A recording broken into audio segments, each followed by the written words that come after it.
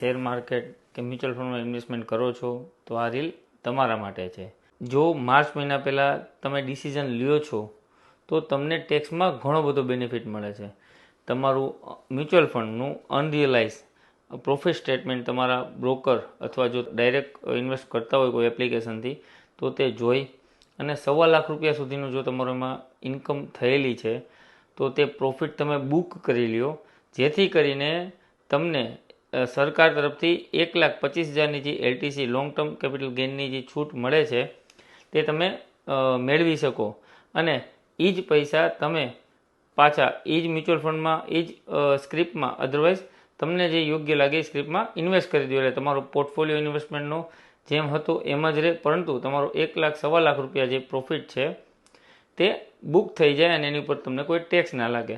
એ જ રીતે શેર માર્કેટમાં પણ તમે અનરિયલાઇઝ પ્રોફિટ એન્ડ લોસ તમારું જોઈ અને તમે જો તેમાં મોટો લોસ કરો છો તો તમે લોસ બુક કરી અને ફરીથી તે જ શેરમાં ઇન્વેસ્ટમેન્ટ કરી, જેથી કરીને તમને આ વર્ષમાં જે લોસ થાય છે તે તમે આવનારા વર્ષોમાં તેનો બેનિફિટ લઈ શકો.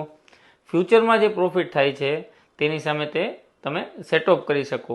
એટલે જો અનરિયલાઇઝ પ્રોફિટ એન્ડ સ્ટેટમેન્ટ કાઢી અને તમે ચેક કરી અને જે પણ યોગ્ય ડિસિઝન લ્યો છો અત્યારના 31 માર્ચ પહેલાં, તો તમને તેનો ટેક્સ બેનિફિટ ઘણો આવનારા વર્ષ એટલે જે ટેક્સ વર્ષ જે 31/3/2026 જે પૂરું થશે તેમાં ઘણો બેનિફિટ થશે. અને જો વધારે માહિતી જોતી હોય તો અમારો સંપર્ક કરી શકો છો. અને તમારો કોઈ મિત્ર મ્યુચ્યુઅલ ફંડ કે શેર માર્કેટમાં ઇન્વેસ્ટમેન્ટ કરતો હોય તો આ માહિતી તેમને આગળ તમે પહોંચાડો, જેથી કરીને તમારા ફ્રેન્ડને પણ બેનિફિટ મળે. તો આવા નવા જાણકારીભર્યા વિડીયો જોવા માટે અમારી યુટ્યુબ ચેનલને સબસ્ક્રાઈબ કરો, ઇન્સ્ટાગ્રામને ફોલો કરો. જો આપને ગમ્યો હોય તો લાઈક કરી અને આવા નવા જાણકારી વિડીયો બનાવવા માટે અમને પ્રોત્સાહન આપો.